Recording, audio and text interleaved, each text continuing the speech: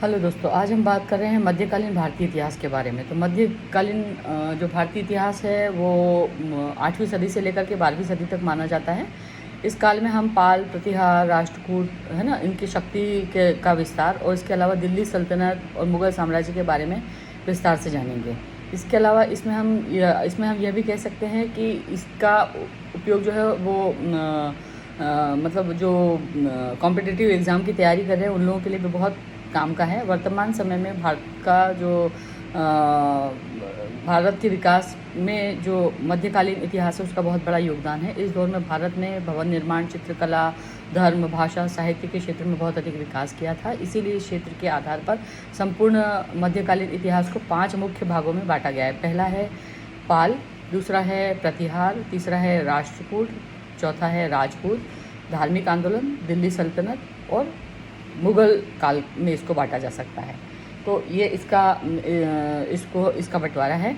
तो मध्यकालीन इतिहास की जो समग्र अध्ययन है उसका अध्ययन इस प्रकार से है। तो पहला जो प्रारंभिक मध्यकालीन भारत है उसमें पाल, प्रतिहार और राष्ट्रकूट को हम एक उसमें रखते हैं। दूसरा है प्रांतीय राज्यों का उदय, उसमें हम राजपूत वंश के सामाजिक और सांस्कृतिक विकास के बारे में बात करेंगे। तीसरा है विजयनगर साम्राज्य के शासक, सम्राट। ठीक है, ये इस मतलब सेकंड पॉइंट का 2.2 है।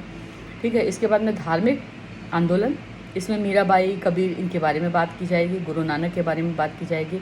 और फिर चौथा पॉइंट आता है दिल्ली सल्तनत का। तो दिल्ली सल्तनत के दौरान छोटे राज्य, ठीक है, भारत पर तैमूर का आक्रमण, रज़िया सुल्तान 1236 से 1240 तक इसका शासनकाल रहा। मोहम्मद बिन तुगलक के बारे में फिर हम बात करेंगे, जो कि 1351 से लेकर के 1388 तक इसका शासन है मोहम्मद बिन तुगलक का। फिर मोहम्मद बिन तुगलक जो है के बाद में हम बात करेंगे बहलोल लोदी के बारे में।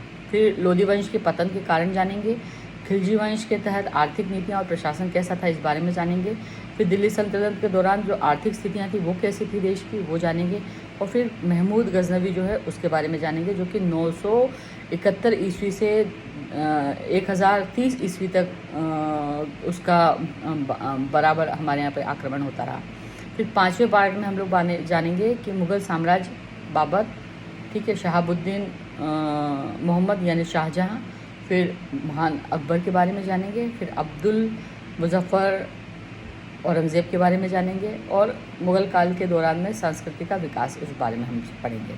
ठीक है, तो इस तरीके से क्रमशः जो है हम इन सब बातों के बारे में बात करेंगे। और वैसे तो अभी अगर हम बात करते हैं तो नई शिक्षा नीति के अनुसार जो मुग़ल काल है उसको हटा दिया गया है, लेकिन फिर भी एग्ज़ाम की दृष्टि से वो महत्वपूर्ण है। वो आता है उसमें एग्ज़ाम में या नहीं आता है ये बात की बात है, लेकिन पढ़ाना जो है वो हमारी ड्यूटी है। अगर मान लीजिए आ जाता है तो आपके पास में कम से कम इतनी सामग्री होनी चाहिए कि आप उस पर आंसर कर पाएँ।